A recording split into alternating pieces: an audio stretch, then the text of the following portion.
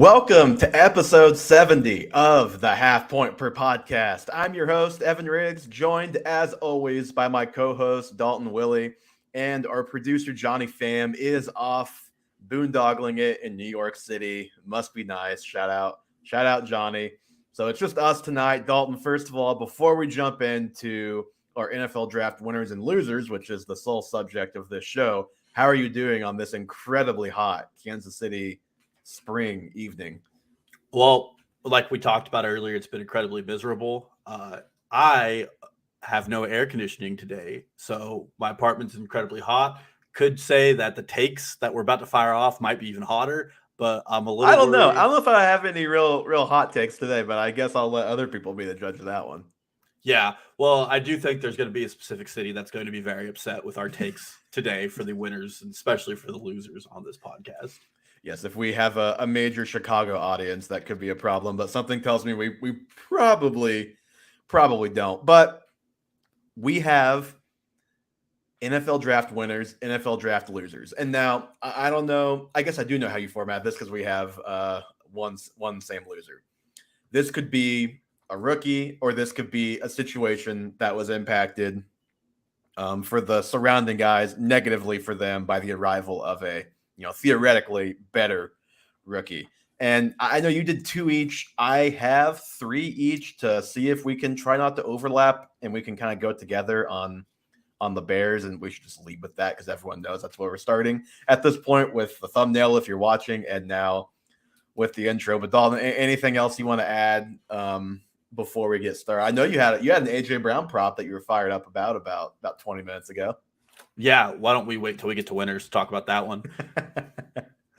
Okay, so we'll start with the losers. So we can start with the Chicago Bears. And for myself personally, specifically Justin Fields is my loser. Is it the offense as a whole for you, or did you single out Justin Fields? I singled out Justin Fields as well, unfortunately. I mean, he is the offense at this point when you look at the depth chart across the entire team. And I mean, just to be honest, I can't think of a team that's had a worse offseason other than maybe Jacksonville, but they still had a first-round pick to kind of offset the issues they were going to face coming into the season. I mean, while they didn't have a good offseason, at least their bad offseason was an attempt to bring in some competent guys for their quarterback to throw to, which they are competent. It's just a question of, are they worth it relative to the prize? Probably not, but at least I think Trevor Lawrence had 38 drops last year, which led the NFL, or was very much up there. So at least they're trying to help him out somewhat. The Bears are taking the opposite approach. Yeah, and I mean, it starts with this wide receiver depth chart they have. I mean, the top receiver they have, who I'm a fan of, is Darnell Mooney, but he just doesn't profile as a alpha X receiver that's going to be your number one. And that's the thing. Target. It's we're a fan of Darnell Mooney. Are we a fan of him as a number one in an offense? I don't know. And if he is your number one, you probably want to have a pretty good number two. And who is the number two? Is Cole Kmet their number two, receiver, which, I'm always good with combining tight end and receiver just into pass catchers, excluding running backs when you talk about weapons. But Cole Kmet's not exactly some proven commodity either. Yeah, well, and I know a lot of people are excited about Cole Kmet in fantasy, but the reason everybody's excited about him is because there's no one else on this team to catch the balls. I mean, Byron Pringle is coming over from Kansas City, and I don't know if he's going to get suspended for his off-the-field actions or if that's just going to hurt him. Equanimous St. Brown was their other big free agent ad. That's impressive. You nailed that first name. Of all the first names you don't get, you nailed that one. I did. I specifically prepared for it. And then they go out and they draft Velus Jones Jr. is that and an offensive guard are their 2 offensive picks in the draft.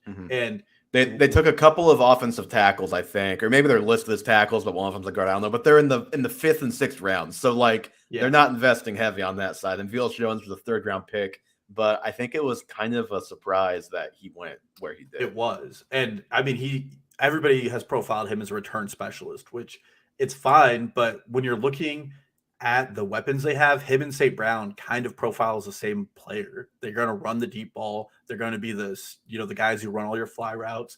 And there's just really no one who's going to win an intermediate game. And that worries me because last year, Justin Fields was 34th in NFL quarterbacks in time to throw. He holds the ball too long. That was the biggest question mark from him coming in from college. Yeah, and their offensive line stunk last year. They brought in a couple guys, but like no one major to where I feel like, okay, the offensive line is going to be like a lot better this year. Like, will it be a little bit better? Like maybe, but it's still probably going to be below average. Yeah. And when you have a quarterback who holds the ball, a lot of those stacks fall on him. It's just from a fantasy perspective, this is probably a lost season for Fields. He's probably going to have a boom week here and there because he has that rushing upside. But I'm probably not going to draft him and redraft unless he's my second quarterback and I'm just kind of shooting in the dark. Mm-hmm. But out of all the second-year guys, he's probably last on the list when it comes to your expectations, unless even Davis Mills might rank higher, which unless Jimmy Garoppolo is still the starting quarterback somehow in week 1, which we still have no resolution to that. So not impossible at this point. Yeah, but I just don't believe that this Bears roster is made to compete this year. And they have a defensive-minded head coach in Matt Eberflus. They're probably going to be a team that tries to slow the game down and make it simple reads for Justin Fields. And they're going to be one of the least exciting teams to watch next year, I think, by a mile. And so on Velus Jones Jr. specifically, when he's taken, it's David Bell still on the board, Jalen Tolbert still on the board, Khalil Shakur went a whole round later, who I would have preferred. Calvin Austin a whole round later, who I even would have preferred. Like, just to name a few. There may even be some others if I looked more closely at the board and how it fell. He spent 6 years in college. His best season was last year, 62 receptions for 807 touchdowns. His career numbers are 120 receptions, basically 1,400 yards and 11 touchdowns. David Bell, and yeah, that's 6 years because like his first 2 years is basically nothing. David Bell, 93 receptions for almost 1,300 yards and 6 touchdowns last year alone. So David Bell came pretty close to doing what he did in the whole career in one season at Purdue, and Bell had multiple good seasons like that at Purdue. So you were talking about the age earlier before we jumped on the pod with Jones. He turns 25, depending on when you're listening to this, May 11th. So potentially today, if it's the podcast, or he's already 25, or if you're watching us live on YouTube Tuesday night, or you catch us later Tuesday night on YouTube tomorrow. Basically, he's 25 when you're listening to this. I'm going to just run through a list of guys. I have 1, 2, 3, 4, 5, 6 receivers. You tell me if they are older or younger than Jones. And I'll start with the softball because I know you looked this up already. A.J. Brown. He's older by 50 days. Okay, so wait a minute. Who's older? Velus Jones. Okay. So tell me if the receiver is older or younger. Just so it's easier. Yes. So A.J. Brown is younger. You mentioned it by 50 days. C.D. Lamb. Is he older or younger? Younger. He is younger. Juju Smith-Schuster, who's been in the NFL since like 2017. Is he older or younger? I'm going to say older, but I think Juju just turned 25. He's older by 6 months. He's older by 6 months, and he's already like in his 5th year in the league. And mind you, Juju was like the youngest guy ever drafted. So he's an extreme example, but still. T. Higgins entering his 3rd season after obviously 3 years at Clemson. Older. T. Higgins is younger. DK Metcalf. Okay, DK was younger than D. Eskridge, and Velus Jones is older than D. Eskridge, so he's younger. Yes, DK Metcalf is younger. Last one, Deontay Johnson. Is he older or younger than Velus Jones? He has to be older. He is older, and he's actually the oldest one on this list. I was a little surprised with how old he was. He must have been an older prospect. How old is he? 26? Yeah, he's like a whole. I'll look right now, but I think he was like a whole year older, whereas Juju was only 6 months older. And I thought about so he's 25, but he's about to be 26 in 2 months. And let me look at McCole Hardman is that same draft class. And yeah, he's like a whole year older than McCole Hardman. Wow, that's kind of insane. Yeah. So McCole Hardman could be Deontay Johnson in a year. Never know. Never know. I think Mecole has less career drops than Deontay did in one season, but we'll find out. That's possibly true. So basically, I make this point to say, this guy's already 25. Like, could he surprise and be better than like a special teams guy? Perhaps, but it's not like he's got a long runway of development ahead of him. Like he is what he is when he enters the league.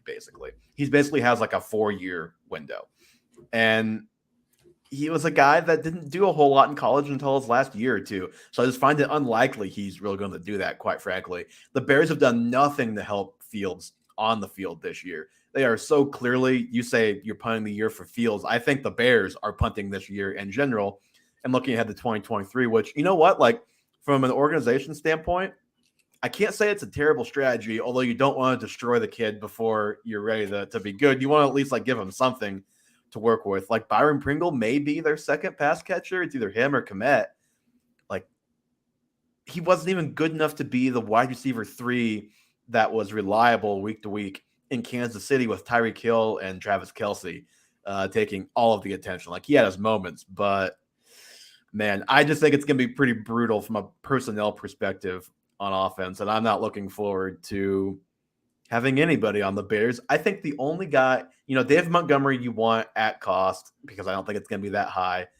And outside of that, like, Mooney, yeah, he could have a lot of volume, but boy, he's going to get all the attention. It could be tough for him as well. Like, I think the guy I'm most interested in at price is just give me Khalil Herbert with my last pick of the draft. And, maybe something happens to Montgomery or maybe Herbert emerges and gets more work. Other than that, I'm just not seeing much I like on this offense this year.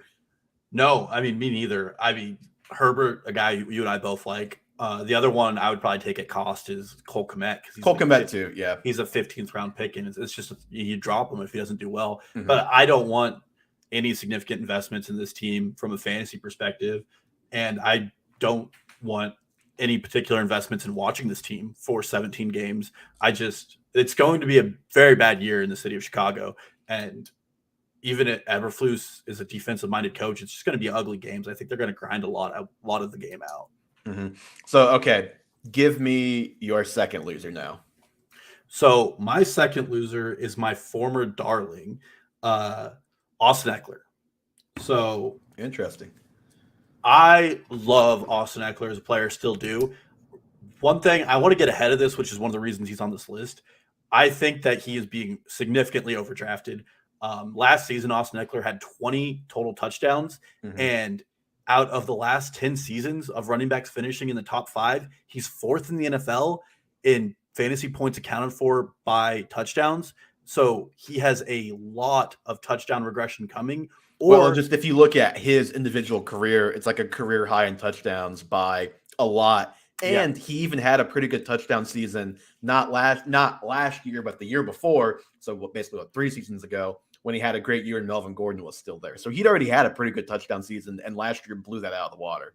Yeah, and I love the player. I think he is a very, very talented NFL player. He's also 195 pounds. He's incredibly small, and that really does impact him. There were multiple times last year where he came off the field with a clear injury, only to come back on 2 plays later because the talent behind him was very bad. Brandon Staley came out at the start of last year in August of 2021 and said that they need help behind Austin Ekeler. They drafted Larry Roundtree and he didn't work out. Justin Jackson was an absolute bust of a player, and Joshua Kelly is very bad. The entire running back core behind Ekeler averaged 3.2 yards per carry, while Ekeler had 4.8. It's just night and day between the players, and they go out and they draft what a lot of people had as the 3rd best prospect in this draft in Isaiah Spiller. And I think that Isaiah Spiller fell because of the combine, and I don't weigh the combine that much. Same thing with David Bell. They're 2 players who I think are very good football players who just had bad combines, and that unfortunately affected their draft stock. And again, like I'm not saying he's Dalvin Cook, but we kind of talked about this using Cook as an example, and we talked about prospects. Like he was a guy that he doesn't have the game-breaking speed. He's not going to like do great in the actual like combine testing, but he's got athletic ability that just is not what is tested at the combine. And Yeah, I think Spiller is a little bit the same, not the same level as Dalvin Cook, but just like that same idea where I think he's a better athlete than he was able to show because of the nature of the combine. exactly. And I mean, in the NCAA last year, he was second in avoided tackles at 24% and explosive rushes at 16%. He was the only reason that Spiller wasn't a higher draft pick is because he played alongside a guy who's probably going to be a early second round, late first round draft pick next year. The Texas A&M has an incredibly explosive running back core, and it says a lot that Spiller was even getting the work there. And the Chargers need somebody who's bigger bodied in these red zone opportunities. And Spiller weighs 217, and he also has a pass catching record at A&M. So he's a guy that can do both. I'm not saying that Austin Ekeler is losing his job, but they're going to significantly try to take away the amount of touches they were giving Ekeler because he's not built for that workload. And they're a team that's going to compete for the playoffs, and they're probably going to want to have a healthy Ekeler for the playoffs, which last year in their playoff run, they lost him to injury deep into that playoff run. If you remember that game, their running backs did next to nothing. Yeah. So one thing I will say, like as a pro Ekeler slant out of all of this is I like that they're treating him this way as opposed to how the Panthers treat McCaffrey. Like I would love for the Panthers to bring in somebody else to do the dirty work for McCaffrey so he's not doing it all the time. I think it's good for his long-term health. But yeah, as far as like his individual season this year, if you're drafting him as the RB2 or 3, there's probably a pretty good chance you're disappointed because there's a pretty good chance Isaiah Spiller rushes for more touchdowns than all of the other 3 running backs there combined did last year behind Ekeler. And there's a pretty good chance they just don't rush for as many touchdowns as they did last year because that stuff varies year to year too. I don't like have the numbers on this. I have to actually go look, but just like eye test tells me that Ekeler had a lot of like inside the 5 touchdowns last year running. It felt like, and that's just not. It could happen again, but it's just really tough to actually predict that happening. And, you know, if Ekeler has the same season, which is like 900 yards rushing, 500 yards receiving, 10 touchdowns, like that's still an awesome season. It's just not going to be RB2 or 3 like you drafted, I don't think. Yeah, I mean, unfortunately, he's probably going to be in my bust category later this year just because there's such an expectation. And he wasn't a yards guy last year. I mean, you know, like 1,500 total yards is pretty good for a running back, but 20 touchdowns really, really inflated that. And there are guys going below him like Nick Chubb who could have their crazy touchdown regression hit and perform better in the yards category. Yeah, and like Dalvin Cook is another guy. I think he had 6 touchdowns last year, and Cook is a guy that can easily have like a 16 to 18 touchdown season if things break more his way, as opposed to good old Adam Thielen catching every touchdown for the Minnesota Vikings. Yeah. And the last thing I'll say about Ekeler and Spiller is Spiller's the youngest prospect in this running back class at 21 years old. And I do think this was an investment in the future. The Chargers are a playoff team, but they also had a lot of needs. I mean, they needed a third cornerback. They needed another safety. They really needed a defensive tackle. And they kind of punted on some more help on the offensive line, which they actually did Yeah. address in the first round. And they punted on some of those in the 4th round to take a falling Spiller. And I think that does show that the franchise is trying to move forward with that. And Spiller just does enough things right that I think he's going to see enough playing time to hamper Eckler's fantasy value. If we're talking about like the long-term outlook for Ekeler, he's under contract for 2 more years, and I would say it's pretty unlikely he's getting another deal at age 29 from the Chargers. And if he does, it will not be a very significant one. And at that point, he could be at a different stage in his career because he's 27 right now. So he's a guy that he's been around for a while, but didn't really explode onto the scene until he was basically 25.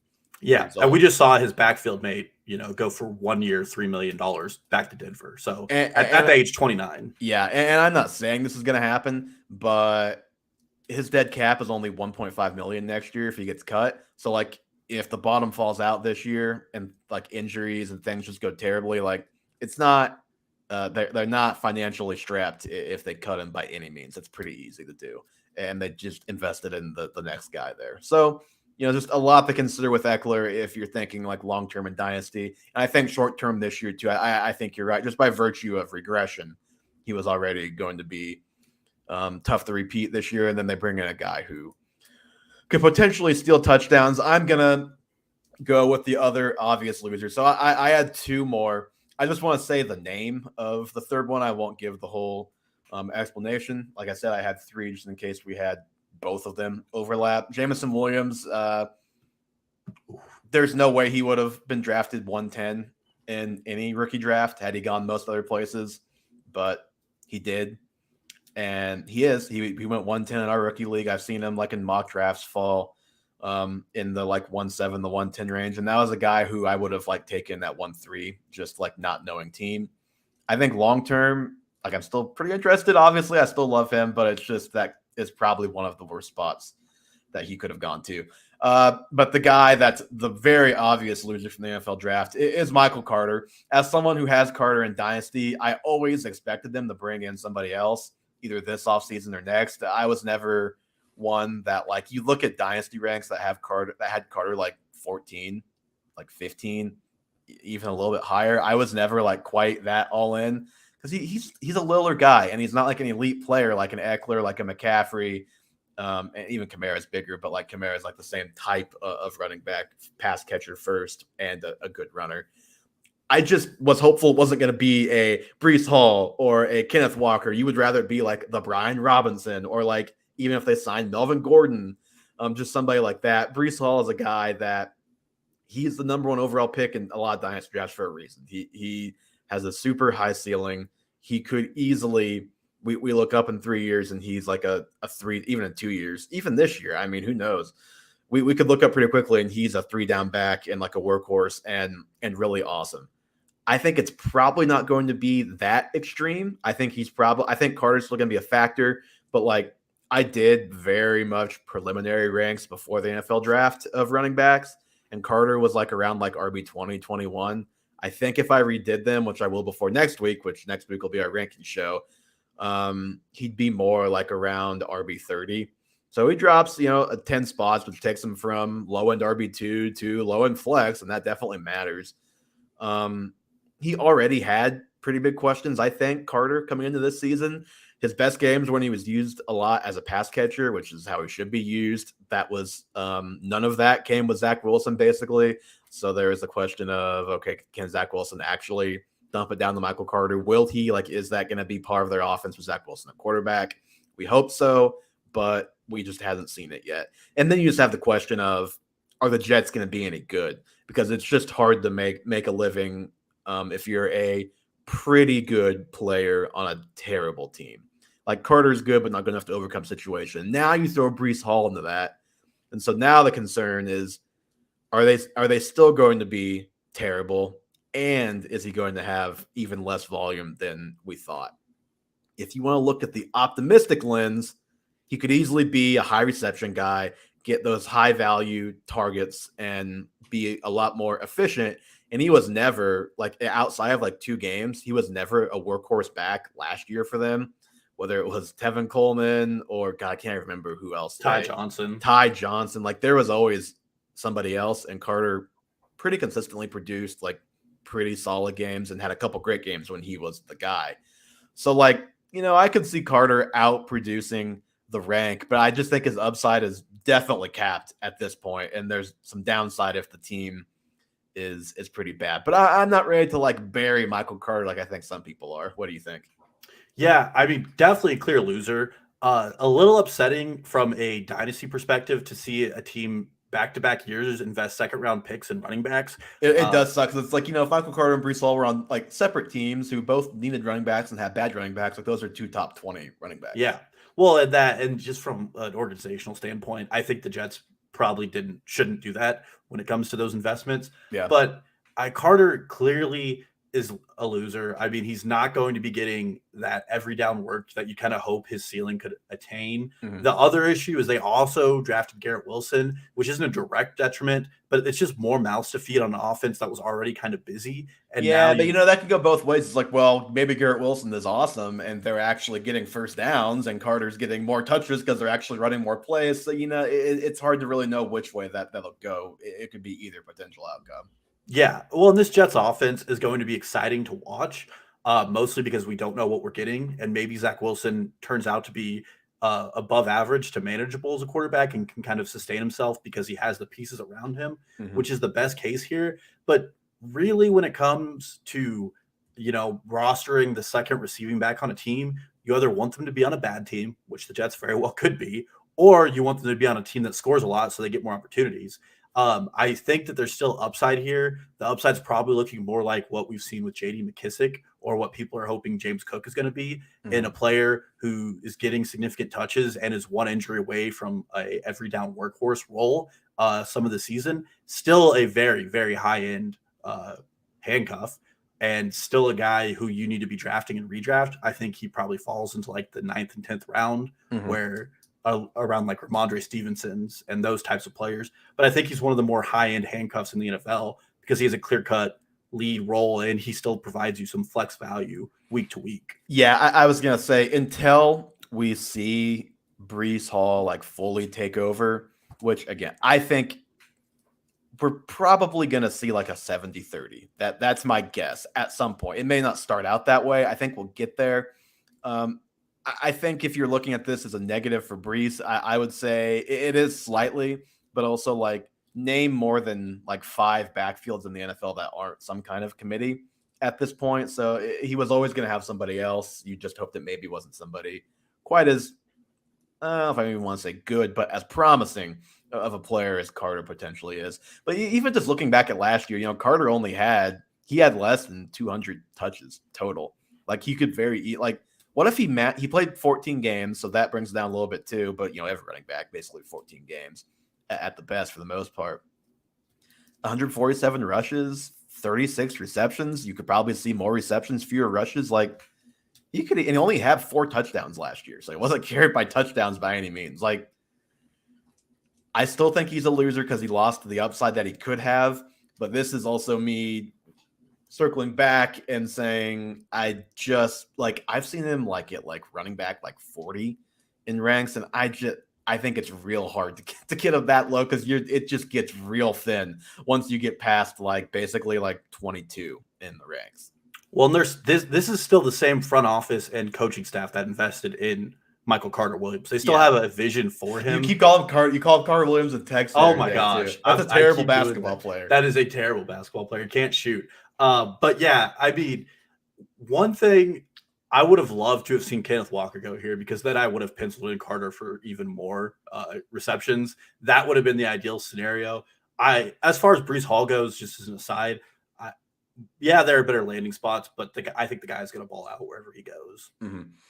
Unless the Jets just ruin him like they've ruined so many others. It's a non-zero chance. Kind of like the Sacramento Kings of the NFL. You just don't want your guys to go there a lot of the times. I will say the Jets are doing the opposite of the Bears, though. They're bringing in a bunch of weapons for their young quarterback and giving him every opportunity to succeed. And we are going to find out if Zach Wilson is worth a crap or not. I just wish the Bears would switch places, or Fields would switch places with Wilson. I feel much more comfortable about my evaluations of both those guys.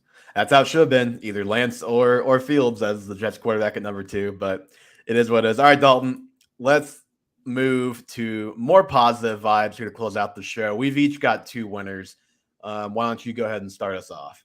My first one's no surprise. He's a guy that I've kind of had a crush on since, I don't know, midway through last season, but it's Jalen Hurts. First and foremost, the Eagles didn't draft a quarterback, which a lot of people thought with the amount of draft capital they had, they would just take a shot on the dark at someone later like Matt Corral, and Malik Willis fell. I mean, there were multiple guys other than Kenny Pickett who fell out of the first round, so the opportunity was there. They showed I will say once they got past free agency, I was less worried about a quarterback coming in and being an issue, but obviously he is still a winner because I'm sure what you're about to get to, they had some upgrades on offense. Yeah, well, and that's where things get crazy is they trade a first-round pick for A.J. Brown, who is, everybody knows that he's one of my favorite NFL players. He's top 10 wide receiver skill-wise. They have Devonta Smith, who was a top 10 pick last year. Just some stats on A.J. Brown. He was PFF's 4th graded wide receiver over the last 2 years. He had 2.73 yards per route run. He had a 2.7 TD rate tied with Darren Waller for 2nd in the NFL.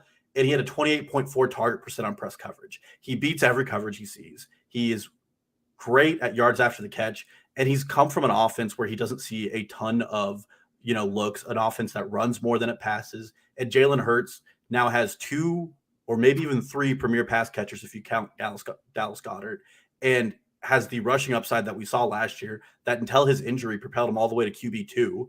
I mean, Jalen Hurts is clearly going to be a fantasy stud. I think in redraft, there's an argument for him to be the QB1. He will not be the QB1 off Yeah, I my was board. say there's an argument, but it's not a good one and not one that I would make. But I know that there's going to be. I've already seen it actually. Yeah, some people are going to say it.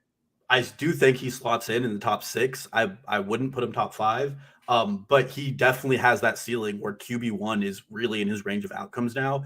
And lastly, he's getting enough investments from the Eagles that if he can show just something, he could really go on to be this team's starter for the next couple of years and really become a very good fantasy asset.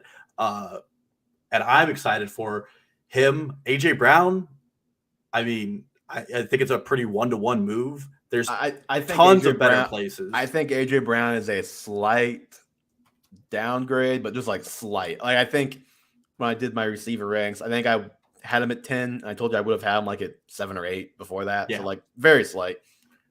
And I don't discount people for that because he goes from somewhere where he was the guy to somewhere where he's competing with Smith and Goddard, and we're probably going to see similar pass volume, if not worse, depending on how the Eagles come out. But I mean, Jalen Hurts has everything he needs to succeed, and this AJ Brown trade really proves it. And the fact that they just didn't draft a single quarterback and his competition is Gardner Minshew leaves me feeling that Jalen Hurts is going to be that guy at least for one more year and maybe for a while. He's definitely like top 5 in the NFC now in quarterbacks because it's so poor in quarterback play there. But I'm really excited about that. I don't know how you feel about Jalen Hurts in the post-draft. I think for this year alone, he's got to be a winner just because, number one, we didn't even know for sure he was going to be the starting quarterback this next year. So that already a notch in his belt. And then number 2, like you said, they bring in one of the 10 most skilled receivers probably in the NFL, a guy who he hasn't had like that. He's had 2,000-yard seasons, and last year he was basically right on that and had the injuries early. He hasn't had like that explosion season yet, but he's got that in him, and it's probably going to happen at some point, I would imagine. But I would say long-term, I'm not sure if this changes anything about how I feel long-term yet. Now, if he goes out and plays really well this year and can win that job and that front office's trust, then obviously, yeah, that's great. And they did put him in a better position to do so. But I don't take this trade as them saying, we believe in you, Jalen Hurts, like you're a guy going forward. I take this as, okay, we're giving you, this is as good a shot as we can give you, but we're just building this thing for whoever is our quarterback in 2023. It could be you if you prove that you're good enough. It could be some veteran we go trade for because guess what? The Eagles is it 2 or 3 first-round picks? 2 first-round picks next year. Next year, year, could be CJ Stroud even again. So it's gonna be they could trade up for a quarterback. It's always tough for a trade up for the elite quarterbacks because there's a reason why they're supposed to go so high to begin with. But yeah, they could easily. There's going to be so many quarterbacks in the first round as of at what people think right now next year. Although that changes a lot year by year. Just before the first round will look so much different next year than what we think right now. But even so, it's looking like it's going to be a strong quarterback class, and they have the assets to go bring in that veteran, make the Russell Wilson trade, make the Tom Brady acquisition, the Matt Stafford trade to bring in that quarterback who they think is a Super Bowl caliber guy that has worked really well for the Rams, really well for the Bucks and Broncos, or at least in a better spot than they were a couple months ago, obviously. But I still think short-term Jalen Hurts is a big-time winner. Yeah, well, and I still would be buying him long-term. I think this front office is just a smart front office. And when you can get A.J. Brown for a first-round pick, when a guy like Hollywood Brown also went for a first-round pick, you probably take that value every chance you get. And I would, if you're in a dynasty league, I wouldn't be buying Jalen Hurts as like a Josh Allen or a Mahomes or even like a Russell Wilson long term, because those guys have significant investments. Hurts is still on a rookie deal, and there's still a lot of leeway they have to move him around. So I'm not taking the long term buy. It just gives him every opportunity to really hit that. And if you can buy him low now, then that's a good opportunity for you in the future if he hits. But I still think that that's like a 50-50 because he definitely had some passing issues. And if you watch the Bucks playoff game last year, it wasn't just him, but he definitely was not the guy that was going to help them win that game. I'm trying to pull up his contract right now. So he does at least still have two. He has this year and then 2023 on his rookie deal. So at least he has a little bit of a runway. It'd be a lot more nerve-wracking if that contract was up after this year. So at least they can bring him back cheap one more year if that's what they decide to do. Okay.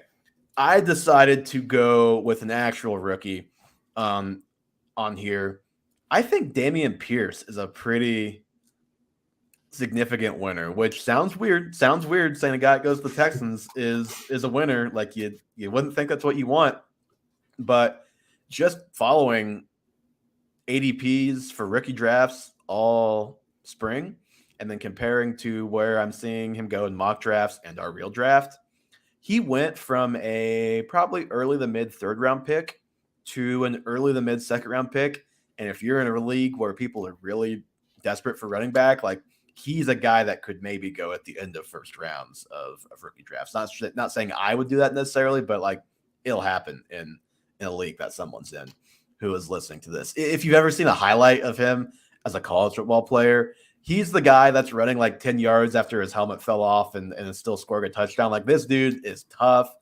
He is a tough, hard-nosed runner, runs through contact, good contact balance. I don't know if he has the athletic upside to ever be like a truly elite running back. Like I think he can be pretty good. He was a guy that I liked just when I was digging into prospects before our rookie draft. So he lands the Texans. He has Marlon Mack and Rex Burkhead as the other two vets, and then Dare Ogunbowale is currently the fourth running back on the depth chart on ESPN right now. So you couple a guy that I think is a pretty good, pretty solid player with he's got Burkhead, who's got to be basically done at this point. Marlon Mack, who, he didn't look very good for a lot of last year coming off the Achilles. We'll see what he looks like this year. Maybe it's better, but that's an unknown. I think this is a guy who, at least this year, like I think he's a guy you can probably take like, I don't know, one of you like as a top, like is he a top 60 back in ranks right now? Like if he is, like just barely, I think he's a guy that can easily end the season. It's like a top, like late 30s to early to mid 40s. And if you get that, like that's a big win. That's a guy you can start for you and be like an RB3 maybe at some point in the season if the depth chart breaks his way, an RB2. And that's just a lot different than it could have worked out for him if he goes like a Brian Robinson who goes to Washington and I think got drafted before Pierce. But, Robinson is obviously the only upside he has to be that kind of guy is if there's an injury. Not the case for Pierce. Yeah, well, right now I just looked. Pierce is the 61st overall. Wow, I was right on that. Top 60. You were right on it. And I mean, he's fighting Rex Burkhead, who I think turns 31 this year, is in front of him, and Marlon Mack, who was a healthy scratch for most of last year after re-signing with the Colts, is his competition for touches. And he was a guy a lot of people liked. The Florida coaching staff, from what I was reading on his scouting report, was very dysfunctional and didn't give him a ton of touches. And yeah, that's the weird thing with him in college is he like never had a high workload, and no one could figure out like, okay, are these coaches just dumb? Was there actually like a reason why this was happening? So that's the weird thing in his profile for sure. Well, and it's the same thing people were saying about Elam coming out of Florida, is that the work he got and the way they played him at corner seemed off. And I think the Florida coaching staff as a whole doesn't have a very positive reputation among NFL scouts. And Pierce might have fallen because he doesn't have that proven workload, but he has a really straight line to workhorse status. I know investing in the Texans offense isn't the most sexy thing, but they did produce, pretty good fantasy results. Last season, Davis Mills had a couple of 300-yard games. Brandon Cooks was a top 20 wide receiver. And Rex Burkhead, David Johnson, and Mark Ingram each had their own individual weeks where you could have salvaged them as a flex option. And you really can hit with a starting RB3, RB2 caliber with Dameon Pierce if he takes over that backfield. And if he gets receiving work, especially, then you're really talking about a guy who has a pretty safe floor in a team that's probably going to, play from behind. Well, and what you can do is if you hit on a guy like that you either pick up off waivers or take with one of your last picks, and he turns into a guy who's basically a flex, like a fringe starter, you can obviously, number one, profit on your own team from that. Or number two, like that's a very classic, add that guy to another pretty good guy and trade for a really good guy at receiver or running back like that. Any trade where you want to trade two horses for a pony, it's always nice for like a startable running back to be your second piece of that trade. Yeah, well, I'm just looking at guys going around him at ADP. You have Hubba from Carolina. You have Myles Gaskin, Chris Carson, and just it's Chupa. Yeah. I refuse to pronounce his name. You have Hubbard from Carolina. There's just not a lot of guys going around. Justin Jackson is one spot above him in ADP, who I think loses it to Isaiah Spiller, and Zach Moss is right under him, who I Zach think Moss literally might be cut. Yeah, exactly. There's just months. A lot of upside here. I would probably say his ADP adjusts up closer to like the 50s or late 40s, just probably because you can kind of pencil him in for getting some work at some point. But even if he is still in the 50s or late 40s, it's like he probably will even have a more clear path to work without an injury. And also, like, it's not just that. Like, again, not going to be an elite player, but I think this guy's pretty good. Like, I think he's not just going to be. It's not going to be Mark Ingram in his age 30 whatever season, or Rex Burkhead in his age 30 season. Like, yeah, I think he's better than that. Like, I think he's a pretty solid player at this point and should be a pretty solid player next year in the NFL. Well, and I know after the first three running backs, everybody was all over the place with their running back rankings, but PFF did have Pierce as their fourth best running back in this draft.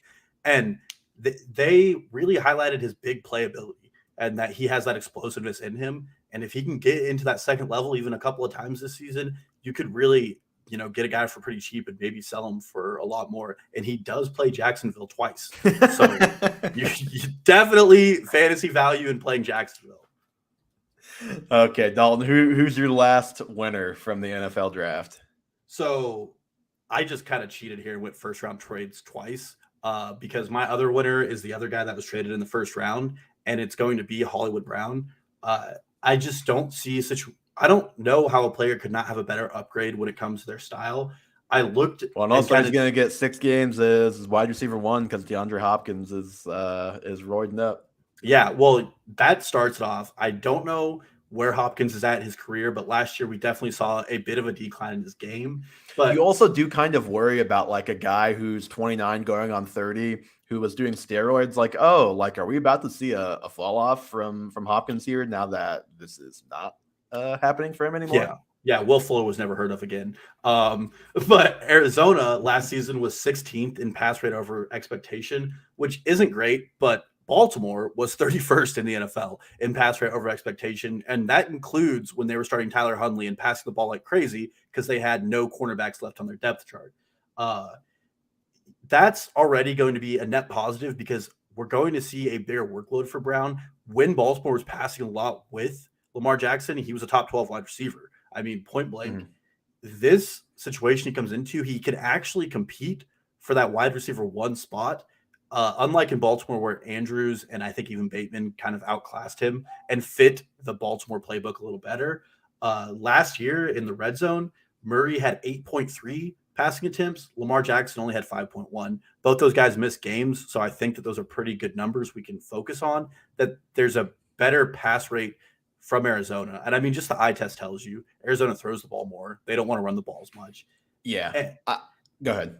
And I mean, just my last fact here, Hollywood is a deep ball guy, and Lamar Jackson is a great passer. Don't get me wrong, but I think his deep ball might be where he has the most to improve his game. He was 18th last year in his passer rating on balls over 20 yards. Murray was 8th. Murray absolutely is a cannon. We remember 2 years ago against the Bills in overtime where he launched it and Hopkins came up and snagged that for a touchdown. And I think that's another positive for Hollywood Brown is Arizona fits his game so well. I just can't wait for Cliff Kingsbury to use him incorrectly and just ruin all of his value in fantasy. Well, okay, so I agree with you that he's a winner, and he is an even bigger winner because he goes to a team now that doesn't have Hopkins for the first month and a half of the season. But my concern long term for this year is basically all the Cardinals do is throw it deep, which is good for Hollywood, but when that's all the offense does, like there's a reason why the offense has slowed down in the second half of the season, because basically it's kind of like the Seahawks thing where they've had no counter to when teams take away the deep ball, and they bring in another guy who that is what he's good at, which is great, and it fits what they want to do. They could just use somebody else who's going to do more, and probably more importantly, they could use a coaching staff and a playbook that is actually going to take advantage of other parts of the field to truly open up the deep ball, which Murray is great at throwing, and he's got guys who are great at doing it. But I worry a little bit about them stacking up again on another guy who that's what he's best at. I just worry that we're going to see the same old story with that offense where we start hot. Maybe without Hopkins, it's even not that great of a start. But I just worry that they're going to be too reliant on the deep ball and get figured out again. Yeah, well, and I think I've penciled in the Cardinals as the new Seattle Seahawks, where they have a good start to the season, straight 9 games of baller production, and then the second half of the season, they absolutely fall off. For what it's worth, I think I sent last night on Twitter, it was going around, it was a graphic. First half of the season, great players, complete percentage over expectation for Wilson and Murray is great. Second half, they're the only two quote unquote elite quarterbacks who fall off drastically. And I think both those guys have had coaching issues and bad coaches. And I don't think that the Arizona coaching staff is relatively sharp when it comes to using their guys smart. And I have a bigger worry that we're going to see Rondell and Hollywood Brown fighting for slot snaps instead of playing these guys in their own respective positions. But I do think just when it comes from a pure usage standpoint, Brown's in a better spot. I do think Baltimore is a smarter organization, but they're smart enough that Brown just didn't fit their perspective and the way they play their game. Yep, I agree. He's a slight winner. I just have some concerns that maybe might dampen my enthusiasm more than some others about it, just from a whole season. And to just defend Russ a little bit, or just to add maybe a little more context, I guess, you obviously you're definitely right. The graphic is right. I think that graphic was the last 2 years, right? Yeah. Last year, obviously, he played like 2 games where it was clear he wasn't healthy and wasn't even close to himself, and then was actually okay their last like 3 or 4 games of the season. The year before that, it was a definite hot start fall off. But before that in his career, I don't know if it's not been quite like Murray where it's been like that every year. Start hot, fade, start hot, fade. I think it's three years now for Murray. It's been that. For Russ, it's just Russ is a streaky player. He always has been. He's had stretches where he has won championships for people after starting slow. Like he had a stretch, I think it was like 2015, where he was like QB1 with a bullet the last month. So I think it's less him getting figured out like Murray and more he's just a little streaky. So I just say that to say I'm not sure if I just want to make sure people aren't penciling in a great start and terrible finish for Russ every year, because it's just streaky. You don't know when it's going to come for Russ. Well, and I would say that's partially because Rush's coaching staff couldn't adjust. Yeah, for sure. And unfortunately for Murray, he has the same coaching staff and Russ does not, which may change the outcomes for both those players or for one of those players. Well, you mentioned the Ravens, obviously. I'm going to shift to that team, taking the other side of that for my winners here. And I mega cheated and just went all of their skill position players, all of the relevant ones at least. Mark Andrews, Rashad Bateman, J.K. Dobbins, and to a certain extent, Gus Edwards, all winners after this NFL draft. Number one, you mentioned it, obviously. They trade Hollywood Brown. That opens things up for Andrews and Bateman. They, not like super high profile, but they don't have Sammy Watkins back either. He's gone. He's now with the Packers. Talk about like not being able to name the Bears wide receiver 2. Like, who is the wide receiver 2 in Baltimore this year right now? Like, I'm sure they're going to sign somebody. So this isn't like my only reason for thinking this. But even if they sign someone, it's clearly Bateman and Andrews as the top 2 pass catchers there, I think. Yeah. Well, and I mean, I think Devin Duvernay is the next guy, and he's on that team because he's a return specialist. And I agree with you from a skills position standpoint. They also added Tyler Lindenbaum, who was everybody's best center in this draft, going to be incredible for that. Early on, I was a little worried about Dobbins and Edwards. We both talked about this because they were bringing in guys, and it looked like one of those 2 players was definitely having an issue with their rehab of their ACL injuries. Since then, I'm kind of off it. They signed Mike Davis, who I think is just a career, rotation back. He's not somebody that's going to threaten the way those 2 play. And they signed Tyler Beatty, who I liked at first out of Missouri. And then I realized that it was the Baltimore Ravens' 11th pick in the NFL draft.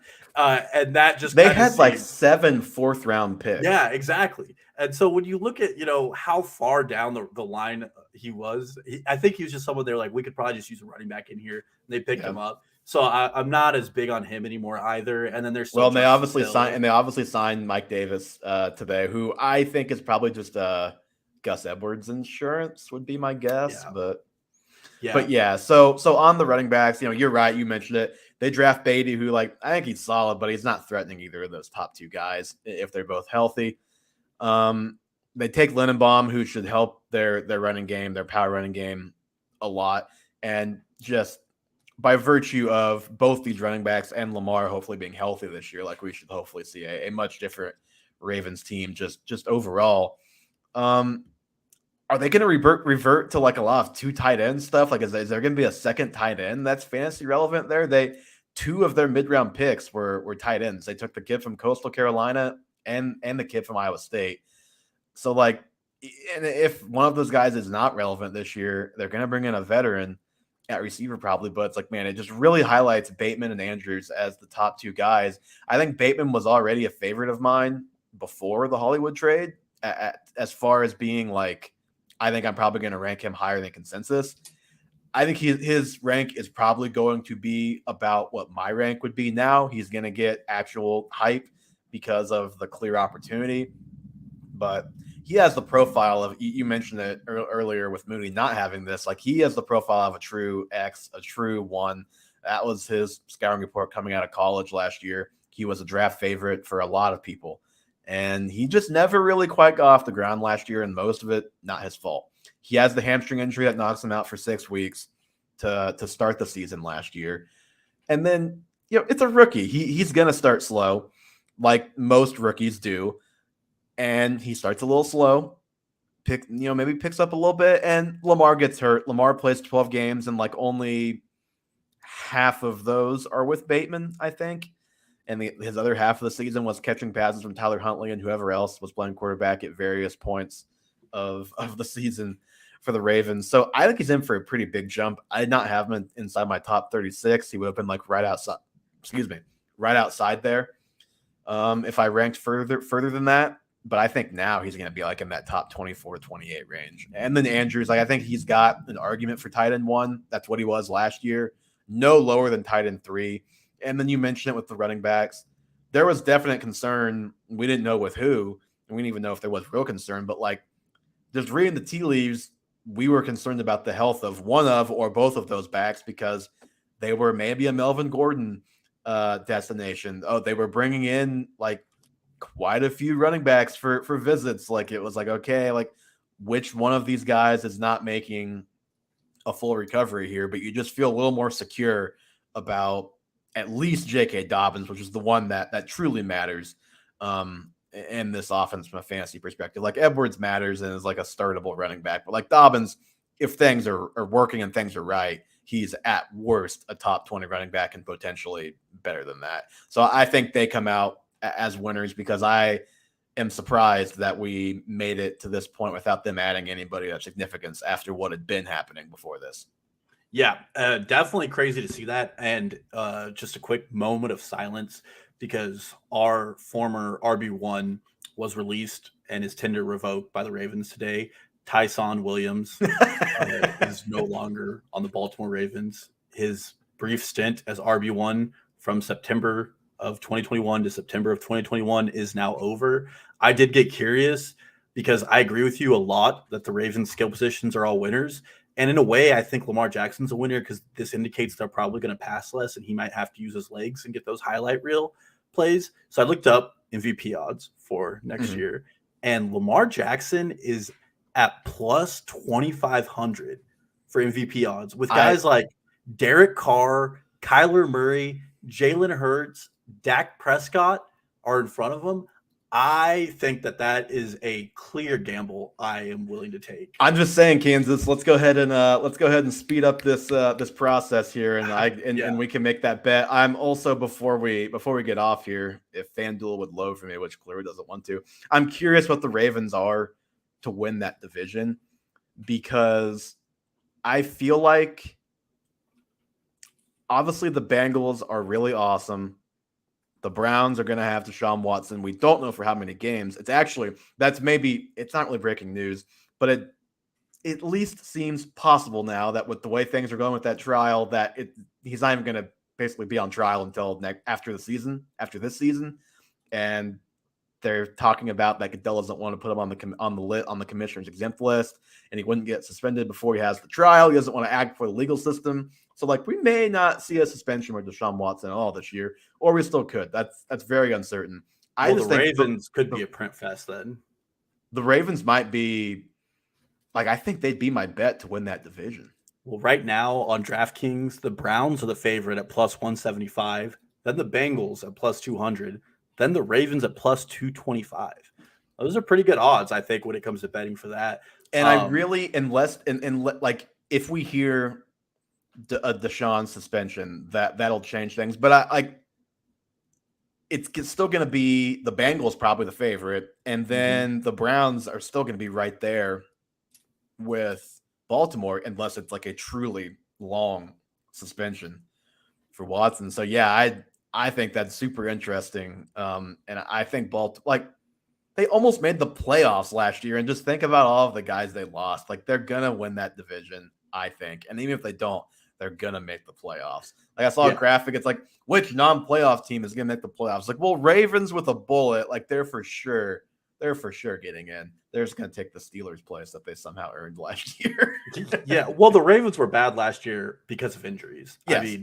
And what I'm most excited for, probably one of the games I'll pencil in when the schedule comes out in 2 days, is whenever the Ravens play Cincinnati. Because after Cincinnati decided to throw on their secondary when they were already up and just really run it down the Ravens' throat, I think that there's good chance that Baltimore does the same to Cincinnati. And I am, out of all of the, other than Tomlin, I think that this is the best coaching staff in that division by a pretty good margin. No offense to a team that just made it to the Super Bowl, but I actually think I would give them the edge over the Steelers. I think Harbaugh is a slightly better coach. But yeah, just to keep this tangent going for a second, I think this is just the most talented roster in that division. I mean, they bring in, what is it? Geez, Hamilton. What's the name of the former Saints safety? It's slipping. Right now.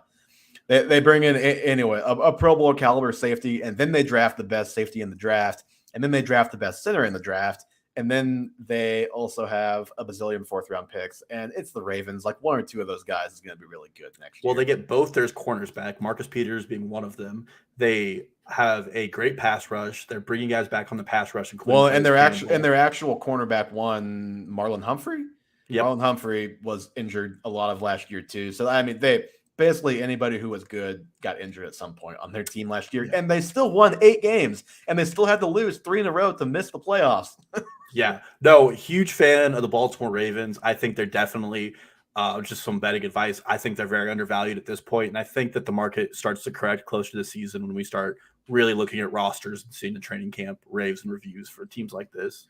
Maybe. I also just think the Browns and Bengals are going to be the darlings, and the Ravens the forgotten about team, because it was happening last year too, and it was going to be wrong until the Ravens had everybody get hurt. So absolutely. I think it's going to happen again this year, and people will be wrong. All right, Dalton, we're at almost an hour exactly. Anything else to add before we get out of here? just the best part of the year where everything you say is right and you can't be proven wrong. Keep up that same energy for next week. Don't have a day scheduled yet, so we'll obviously keep you guys updated there. But next week we will have rankings. I think we'll do all 4 positions, but we're not going to go too deep. It might be like top 24, maybe 36 at running back and receiver, and then like top 12. We'll just do top 12 quarterbacks and tight ends and probably zip through those because those are, especially tight ends, just not too interesting to talk about. But until then, that is going to do it for episode 70 of the Half Point Per Podcast. Follow us on Twitter, Instagram, and TikTok at Half Point Per Pod. Subscribe to the YouTube if you're watching on YouTube. Our guy Dalton is starting to put together some videos, and I promise you we will have 720 quality next week. Give us a little slack. We little user error. It was our first time. It was still a good video. We've got more coming. And after next week's episode, we will be taking a content brainstorming break, but we do have that one last show for you guys. So subscribe on Spotify, Apple Podcasts, leave us 5-star reviews. Let us know what you think of the show, and we will talk to you all next week.